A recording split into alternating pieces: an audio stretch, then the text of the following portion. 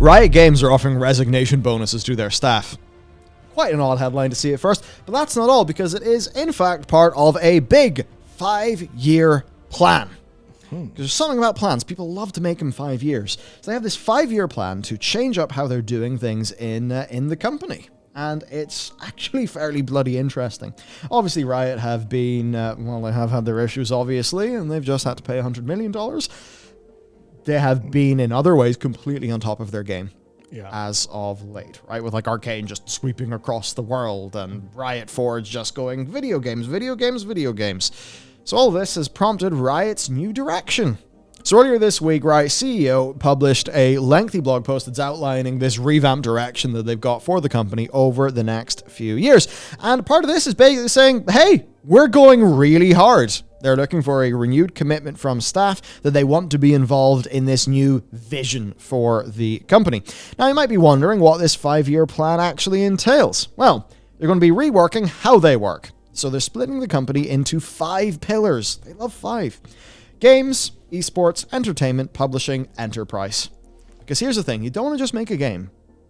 You don't want to just make an animation. You want to make everything be shared, be linked to each other. What you want to make is culture. And that's what they're doing. You want to make culture and then find a way to basically get your slice of cultural output. And that is, you can say that in a way where it sounds very top-down, ooh, very evil. But no, it's actually just creating a brand that people can deeply, deeply, deeply engage in. And then maybe, have too many drinks and buy $100 of World's Orbs someday and feel very bad about it the following morning. I totally never did that. Yeah, I mean, to think that, on the evil thing, I think it is literally just, they're going to do the same thing either way. Maybe they're all sitting in the boardroom going, ha ha ha, we will monopolize culture for money. But at the same time, if people enjoy that culture, Yeah, and you know what? Riot make great games. You have just got to hand it to them. Yep. They make great games with Arcane. I mean, I think they made something. I'm not going to compare it to Avatar, as an actual thing itself. But in the same way that I feel Avatar was really important for the medium of animation, I also kind of think Arcane is as well. Yeah. Just what it does is absolutely a cut above what is normally pulled off. So they're fresh off all of these wins. One of the first things they're doing is reworking how they work.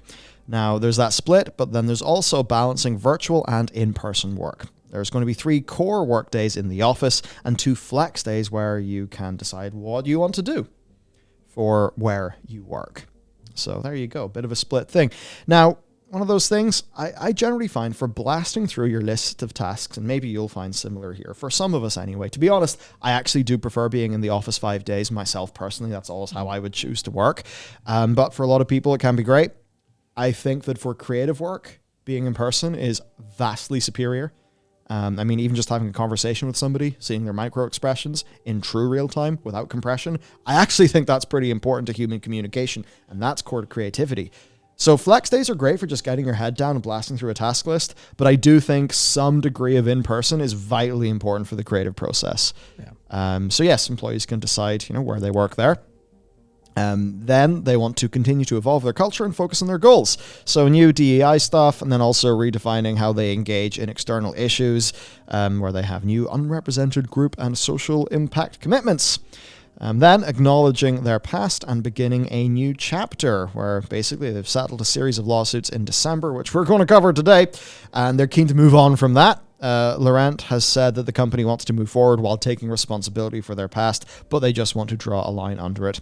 Look, if that basically just means you reach your settlement, some damage can never be undone, and that just is how it is. But if you're able to draw a line under it and actually not have the bullshit continue, then, well, yeah.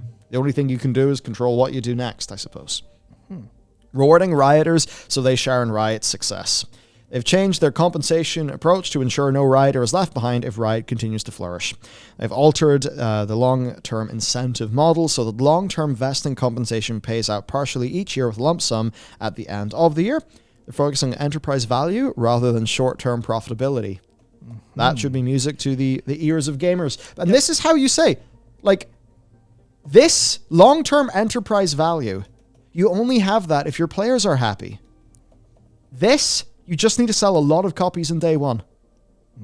This is what Cyberpunk did at the expense of this. This is what EA did with Battlefield at the expense of Battlefield. Honestly, generally speaking, short-term profitability versus long-term value is what the vast majority of gaming has been doing recently.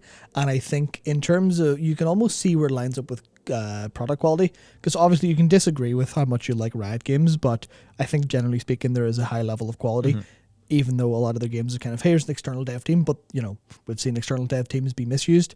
None of them seem to have been so far. These games are great, their internal stuff's great, Arcane's great, but the other company that's focusing on, I guess the other two companies that are focusing on long-term value at the minute, that are constantly in the headlines for it, are Xbox and PlayStation. And, Halo, obviously a couple of issues here and there, but, it seems at its core a very good game. They were happy to delay the shit out of it. They wanted to make sure it was right. Then you look over at PlayStation and you look at Sony's games, and they will just delay all day long. Yeah. They don't give a shit. They're like, no, these are going to be premium experiences. I do have a great deal of respect for how Sony, there's obviously issues like working conditions at Naughty Dog and stuff, but they are not going to release a game where the rope physics on one little interaction for Nate is not perfect. Yeah. It's insane, but it's, Yeah, it's like Red Dead Redemption 2. If those testicles do not shrink in the cold, unshippable. Maybe that's a bit ridiculous. But look, we all know, and I think a lot of it too comes down to third-party, publicly owned, the third-party publishers who are publicly owned. They have their set of incentives. I think you can see though that I just love this long-term enterprise value. I think that's a great phrase. That's what Xbox, Microsoft, and here obviously Riot have focused on. No wonder they're overtaking. Or no wonder Riot is. Riot has expanded so much past people who play League of Legends. There are people I know now who have no interest in ever playing League, but they like Riot output. Even though they'll say, oh, right, some of their stuff's a bit generic or whatever, but for whatever reason, they have this positive sentiment towards them. Even though Riot have had all of their very public issues. And that's just mad. Yeah. But it's what's going on. Yeah, I think that some of that comes down to, the way I would describe this is for someone who's, very kind of old school in what I like in a lot of ways, there is a hint of soul in everything they do. It is not pure soul, it's not like you're ever going to play a Riot game and get an Ace Combat 4 experience, where it's just holy shit, I can feel this is literally this is just human existence in a game. You're not going to feel that. Yeah, you're not going to feel that from a KDA music video or anything like that. But you can feel that the people working on it cared and they did stuff. Maybe it's not always great, maybe it's not to your taste, but there is that human element is there in a small way. Yes. And I think that's why people just kind of, oh yeah, that's good. Yeah. That's good. It's not just executed well. It's not just a good idea, but I can feel something from it. And I think that's what they get all the time, even if some of it comes across generic, a lot of the Imagine Dragons songs and stuff are very much oh yeah, I kind of see what you're doing, very poppy, but it still feels not just farmed out. Yeah. Even though it's still very much is this song about me, the player? Yeah. But they can tell they mean it. Yeah, and the thing is, they also know they're not going to sell the skins if they do not satisfy their players with the cross-media stuff. Yeah. Now, there's another part here that I think is probably a good thing.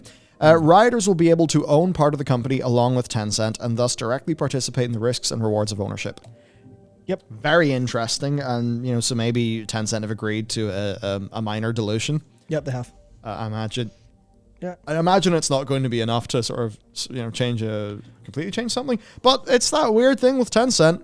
Yeah. They, there's a lot of fear, obviously, and I think Tencent do, some of, let's just say, the things that they work on, we're not always going to be big fans of. Definitely.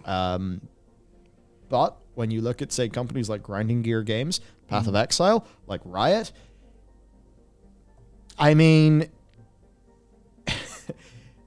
Tencent seem to be happy to just reap the rewards. Yeah. It's not like they're, we're EA, we own you, and we've managed to cock it all up in the space of 2 years, and now you're closed. Yeah, I think Tencent are likely largely in agreement with long-term enterprise value. Yeah. Because that's where they seem to be investing. They're diversifying their portfolio across a lot of different gaming things that have long-term prospects and, higher player satisfaction. They're not interested in buying something and then draining all of its worth out of it and then discarding it. They're happy to go, we'll plant this seed in a way. Yeah, and that's sort of how we've tried to do things here as well. One of the reasons we have multiple channels is that it means we don't have to like just hyper go into one. Yeah, we can actually the soul out of one. Like, yeah, that's it. We can just do everything reasonably and in a way where it's enjoyable for us to make videos. And the business side of that means that, you know, like if you have to worry about your yearly Call of Duty and if that fails, your whole company's screwed, then that's going to create crazy situations. Whereas for us, it's like, oh yeah, one channel's down, but hey, maybe news is doing well. Or maybe news is a bit down, but Warcraft's doing well. Or maybe gaming's doing well. Or Clips is doing well. Or whatever. And for us, it basically just means, versus the past, I don't check any of those numbers anymore. I don't give a shit. I just make content, and I know we have places to put it. And I'm happy enough for that to be that. And it's a far more satisfying experience. And I think for the people, you know, has it meant that I think we maybe have less views than we could? Perhaps, sure, whatever. But I think it's led to people having a better time. That's more important. Long-term enterprise value. Yeah, I mean, if you have happy customers in a way, and happy employees, then, and all numbers are sort of going generally up, then you go, yeah. Are we in a rush to win? No, we're doing this. Yeah, that's the thing. Yeah. There's so many like opportunities and, you know, things we could do that would be stressful but profitable that we just don't do anymore. Yeah, because we're free, right? And that's, I feel like the opposite of that is what happens in so many of the third-party publishers. Yeah. Anyway, so ensuring everyone at Riot feels good about where we're going and is committed to helping to get there. So they're expanding the Q-Dodge scheme, which we'll talk about later, which is now applicable to any Rioter regardless of how long they've been at the company, though this expansion will be open only for a limited time. They will essentially allow Riot to, with this, weed out the staff who are not committed to the new vision while also avoiding a big PR blowout. Yep. Which is a bit like, you know, a company Basecamp. They announced some changes, and I think they have, because of they were a very like rebellious company, they had a lot of very, I guess, like sort of activist-y employees. Yeah. So the founders and some of the employees, there's a massive rift. Now the founders responded by being like, okay, well, look, if you really don't want to work here anymore, you're going to get an incredible, you know, a really great exit package. Yeah. If you just reverse the order of how you announce those things, it would have worked better. And maybe that's some of what Riot's doing. Yeah, I mean, it's wild to me that they are just saying, listen, we're going to do this. We're going to give this our absolute all, and we only want people who are literally ready to sprint a marathon with us. If you want something different, tell us now, and that's fine. Yeah, because if you're not fully committed, you'll do more harm than good in the long run. Yeah, you'll do harm. You know, you'll do harm to them, obviously, but also it'll be worse for you. Yeah. So they're like, yeah, take, well, I think it's 25% of your base salary.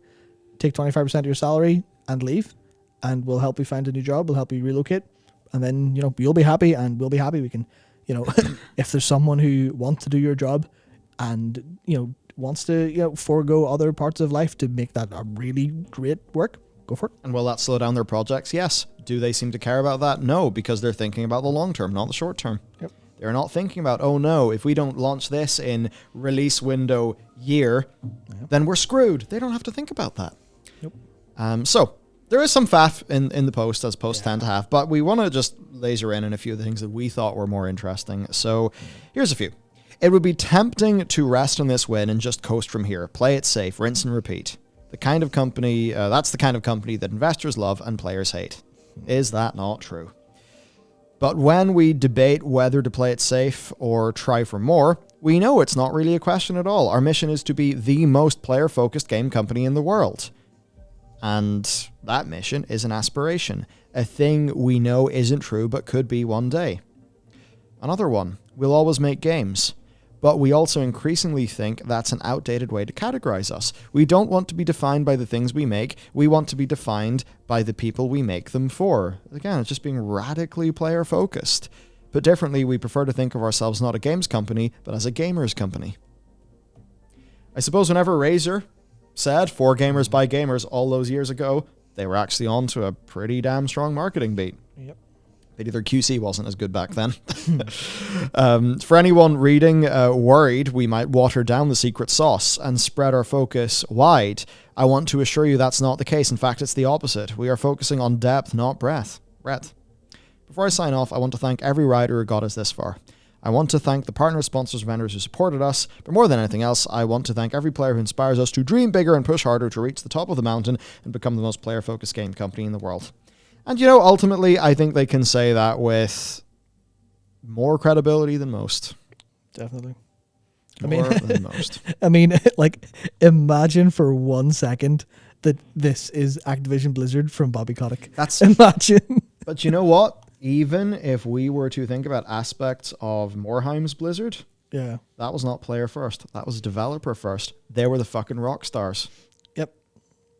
That's how it was. Yeah. And, there was a time where that maybe worked, but with how the modern sort of internet and all that goes, not anymore. I think it's interesting because Riot don't necessarily seem very, very player first in a really open and emotional kind of way.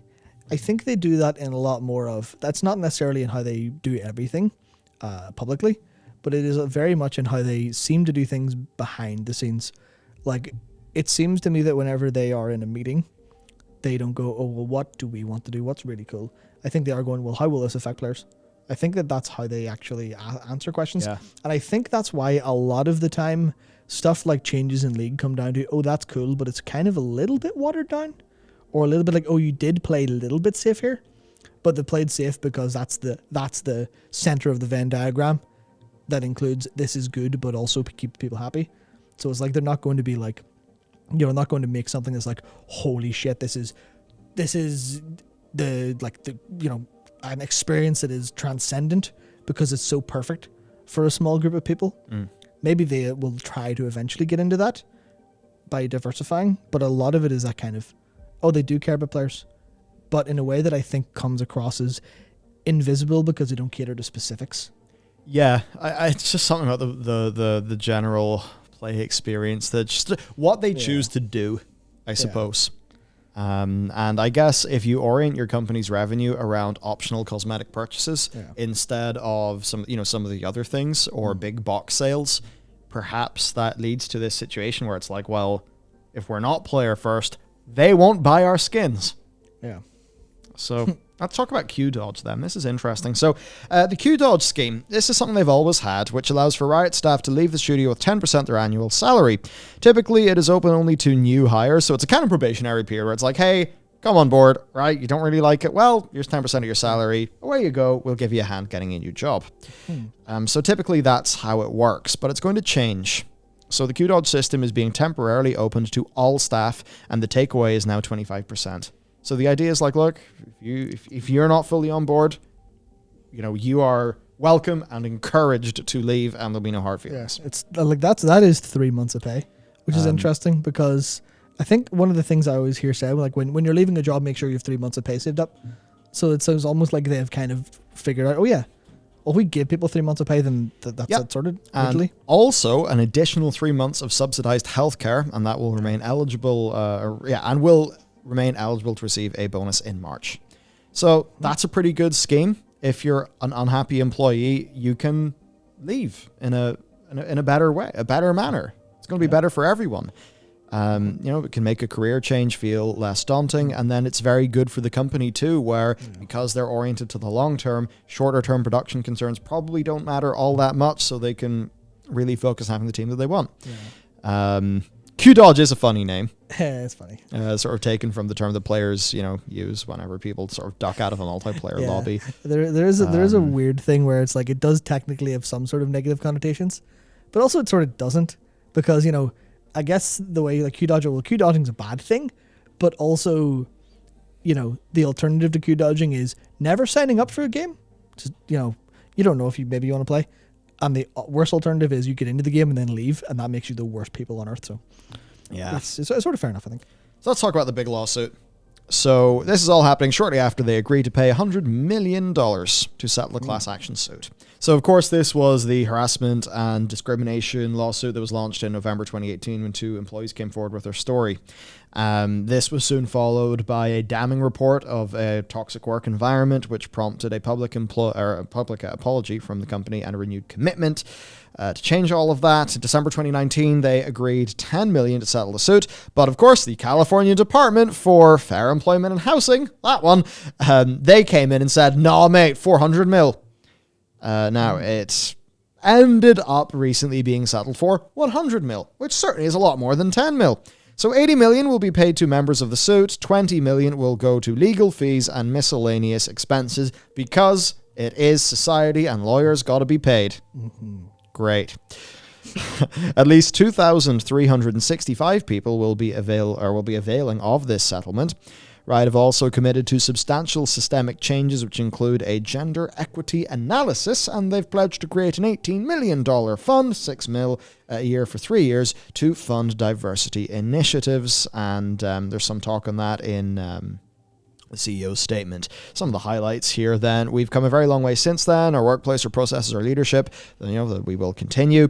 Given the ambitious goals we have set forth, or set for the future, and the tens of millions of dollars we'd spend each year on lawyers to help resolve these cases, money we'd rather pay to the women in the class and invest in Riot's future, it became clear during these past several months that the best outcome for everyone would be to come to a final resolution. To be clear, we're not asking anyone to forget about this chapter and move on. On the contrary, the lessons we've learned together over the last few years will be a crucial part of Riot Games' origin story. Something we'll continue to teach as a part of our...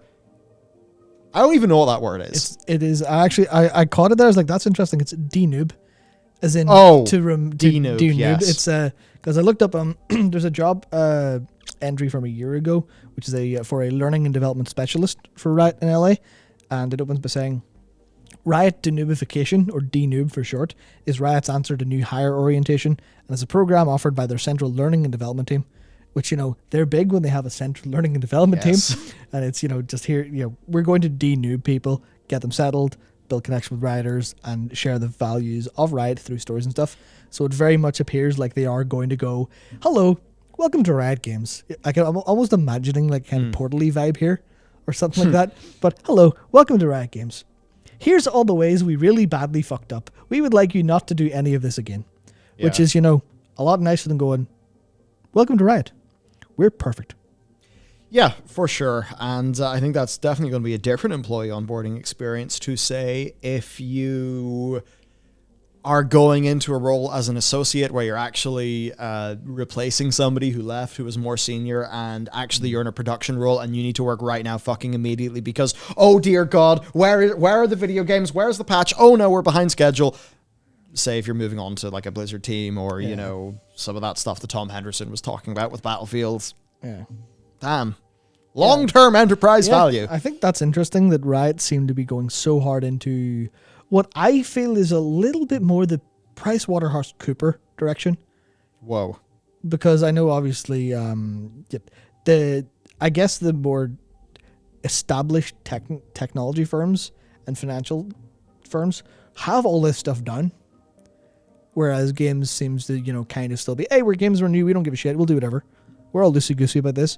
Riot seem to be going, no, we're a very big firm. We're going to do everything right. We're going to have the resources to make sure every employee through this door is perfect. Because if you aren't doing that, then your work's not going to be perfect, which means your product's not going to be perfect, which means you won't have long-term enterprise value. Yeah, that's it. So look, think about long-term enterprise value. Yeah. And honestly, it's that is where I feel over the last 2 years, I failed the most as a leader, where, we've been caught up in production hell in a few ways. Yes. I mean, some of that's like I have a few issues that completely spiraled my own fucking mental health, which meant that I was fucking useless. So I held everyone back.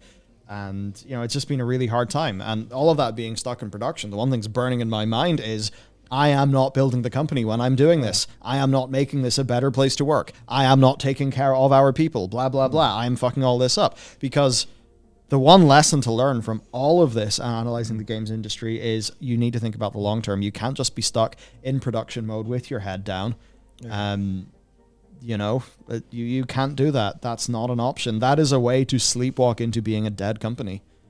And to do so in a way where everyone will be unhappy as the company slowly dies.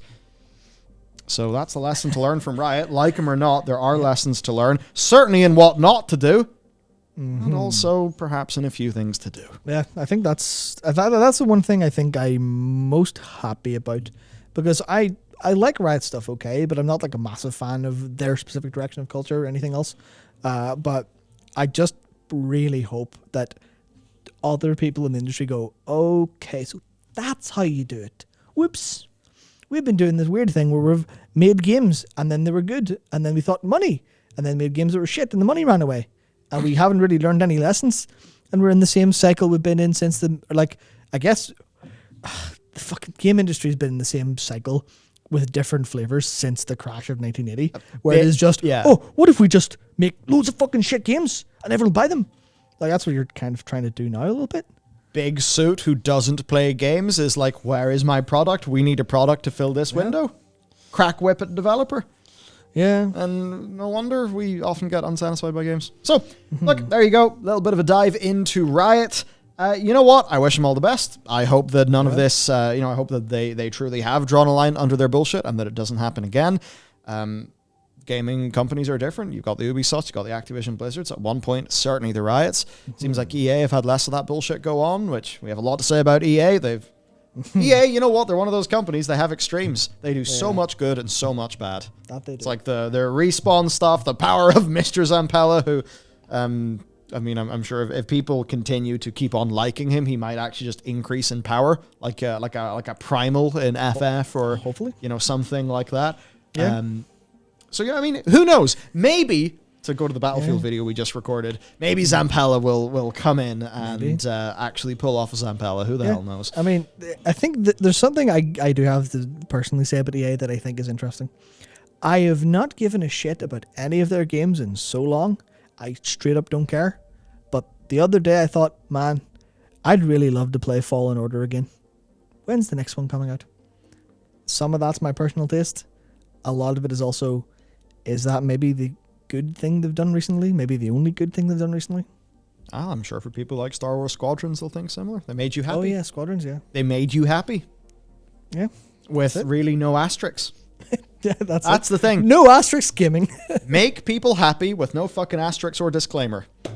Or no, it'll be better soon. That's the key. Anyway, right, that's it for us. Let us know, though, what do you think about Riot? And, obviously for me, maybe for you, I'm not sure. I want to see Riot tackle MMO gameplay. I think they could do something transformational. Yeah. I think Ghostcrawler is Greg Street. He's an interesting guy. He worked in fucking Age of Empires. I love that shit. He worked in World of Warcraft he got a lot of shit. He did. I generally found myself agreeing with him and liking the things that he said. I'm to this day quite unhappy that the WoW dungeons are hard or whatever, that was went against in the way that it was. But you know what? That could be interesting. They are hiring some of the best people in MMOs. A lot of it, I think if you're a WoW developer who was frustrated what the team was doing and had good ideas, and you could prove yourself, maybe you're at Riot now building the thing that's going to kill it. Who the hell knows? Well, that's it from us. Have a good day, everyone. Let us know what you want to see from Riot, and we'll catch you next time.